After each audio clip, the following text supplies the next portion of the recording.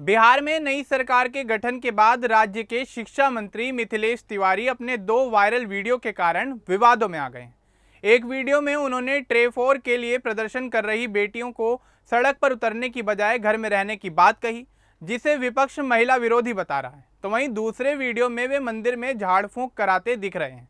मिथिलेश तिवारी गोपालगंज के बैकुंठपुर से बीजेपी के विधायक हैं।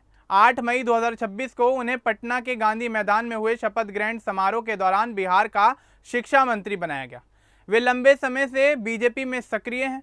विपक्ष इन वीडियो पर लगातार हमला बोल रहा है, जबकि उनके समर्थक कह रहे हैं कि यह बयान का संदर्भ गलत तरीके से पेश किया जा रहा है। तो चलिए आगे बढ़ते हैं और आपको विस्तार से बताते हैं कि आखिर क्या ये पूरा मामला। लेकिन उससे पहले बात कर लेते हैं मिथिलेश तिवारी के जीवन के बारे में।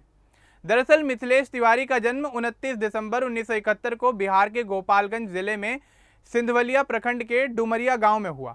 वे ब्राह्मण परिवार से आते हैं। उनके पिता देवनारायण तिवारी पटना में केंद्रीय लोक निर्माण विभाग में काम करते थे।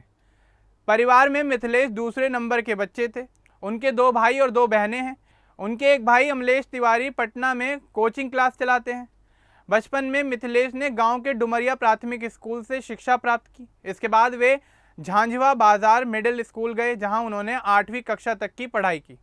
फिर महारानी हाई स्कूल से 9वीं की पढ़ाई शुरू की और राम मनोहर लोहिया हाई स्कूल महमदपुर टेकनेवास से मैट्रिक पास किया।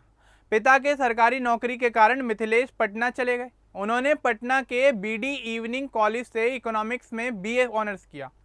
कॉलेज के दिनों में वे पढ़ाई के साथ कुछ समय कोचिंग क्लास भी चलाते थे।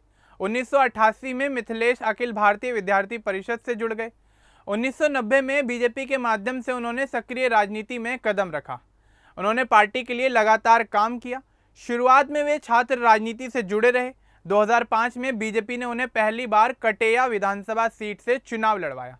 उस समय उन्हें बीएसपी के अमरेंद्र कुमार पांडे उर्फ पप्पू पांडे से हार का सामना करना पड़ा। इसके बाद वे पार्टी संगठन में और मजबूत होते चले गए।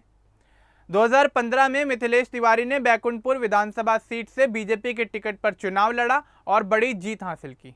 वे पहली बार विधायक बने। 2020 के चुनाव में उन्हें हार का सामना करना पड़ा, लेकिन 2025 के विधानसभा चुनाव में वे फिर बैकुंठपुर सीट से जीत दर्ज करने में कामयाब हुए। राजनीतिक सफर में उन्होंने बीजेपी में कई बड़ी जिम्मेदारियां संभाली। वे बिहार बीजेपी के प्रदेश महासचिव और उपाध्यक्ष जैसे पदों पर भी रहे। लंबे समय तक संगठन विस्तार में उन्होंने काफ़ी अहम भूमिका निभाई। मई 2026 में सम्राट चौधरी के मुख्यमंत्री बनने के बाद कैबिनेट विस्तार हुआ।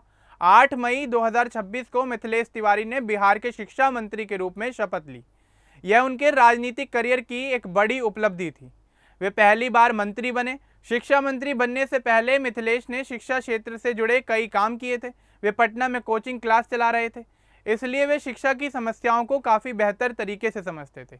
उनकी उपलब्धियों में बैकुंठपुर क्षेत्र में विकास कार्य शामिल हैं।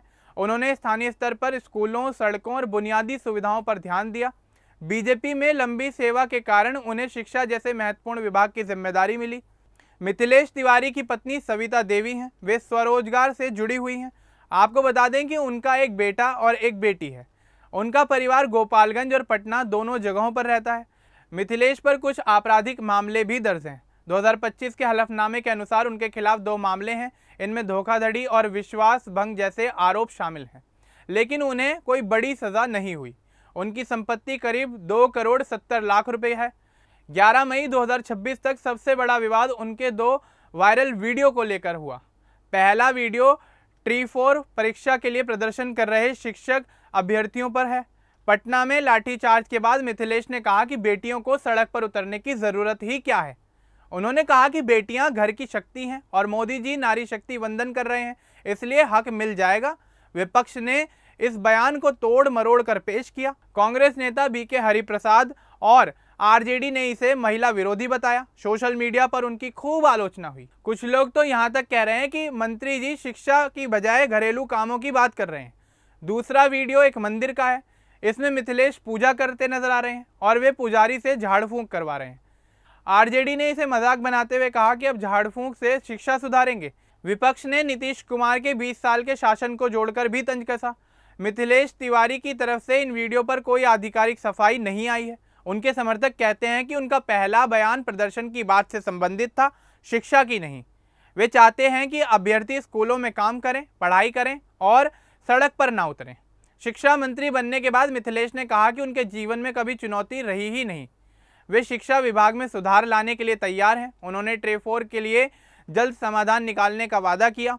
बिहार में शिक्षा की चुनौतियां बहुत हैं। स्कूलों में शिक्षक भर्ती, गुणवत्ता और ड्रॉप आउट रेट जैसे मुद्दे लंबे समय से चलते चले आ रहे हैं। मिथिलेश को इन समस्याओं को सुलझाना है। विवादों के बावजूद बीजेपी उन पर पूरा भरोसा रखती है। बीजेपी ने उन्हें शिक्षा विभाग सौंपकर बड़ा दांव खेला है। अब देखना यही होगा कि वे इन विवादों से आखिर कैसे उबरते हैं और विभाग को किस तरह से संभालते हैं। विपक्ष लगातार उन पर जुबानी हमला बोल रहा है। सोशल मीडिया पर उनसे जुड़े हुए दोनों वीडियो काफी तेजी से वायरल हो रहे हैं। सरकार के समर्थक पूरे संदर्भ को देखने की बात कर रहे हैं। मिथिलेश तिवारी का पूरा जीवन पार्टी के प्रति समर्पण का उदाहरण रहा है। 1988 से अब तक वे लगातार बीजेपी के साथ जुड़े रहे हैं। उन्होंने कई चुनाव हारे लेकिन हार नहीं मानी। 2015 में उन्हें चुनाव में पहली बार जीत मिली। 2025 में वे एक बार फिर से विधानसभा चुनाव जीते और फिर बिहार में कैबिनेट मंत्री के पद तक पहुंचे। उनकी कहानी छोटे गांव से बड़े पद तक पहुंचने की एक मिसाल है। अब शिक्षा मंत्री के रूप में बिहार के लाखों बच्चों का भविष्य मिथिलेश तिवारी के हाथ में है। अब देखना यही होगा कि वो इस कार्यभार को किस तरह से संभालते हैं, अपनी जिम्मेदारियों को किस तरह से संभालते हैं। पूरे मामले को लेकर, मिथिलेश तिवारी को लेकर, उनके जीवन और उनसे जुड़े हुए तमाम विवादों को लेकर आपको जो कुछ कहना है आप कमेंट बॉक्स में जरूर बताएं। बाकी इस तरह के और अपडेट्स के लिए हमारे चैनल को सब्सक्राइब करना ना भूलें। धन्यवाद।